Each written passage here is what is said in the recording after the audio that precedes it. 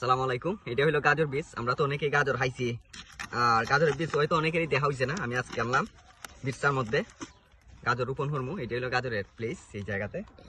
আর গাজর বীজটা সাধারণত জিরার মতো থাকে। আমরা যে জিরা আছে মশলা, সেই মশলার মতো ডালতাছি। আমিন কাছে আনো দেখাও।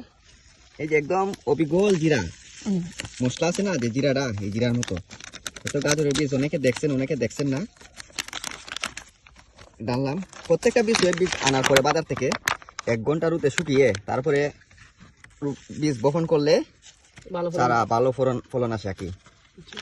গাজর সম্পর্কে কিছু হইবাই নুরুল আমিন? গাজর সম্পর্কে কইতাম বলতে, এটা যদিও শীতকালীন সবজি, বাট এখন বর্তমানে সারা বছরই পাওয়া যায়।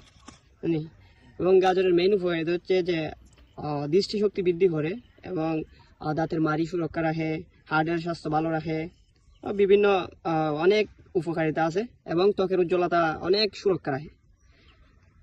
মানে গাজর মনে করবেন যে যদিও আগে শীতকালীন ছাড়া পাওয়া যেত না, বাট এখন বাজারে সবসময় পাওয়া যায়। এটার মেইন খুব ভালো একটা কাজ করে, হজম শক্তি অনেক ভালো রাখে। অনেকের হজম হয় না, গ্যাস্ট্রিকের ট্যাবলেট সারা বছরই খাওয়া লাগে, বা প্রাকৃতিক উপায়ে তারা গ্যাস্ট্রিকের যে নিয়ন্ত্রণ রাখতে চায়। আমি আমার মতে যে আমি সাজেস্ট করবো যে গাজর খাওয়াটাই বেস্ট হজম শক্তি বৃদ্ধির জন্য।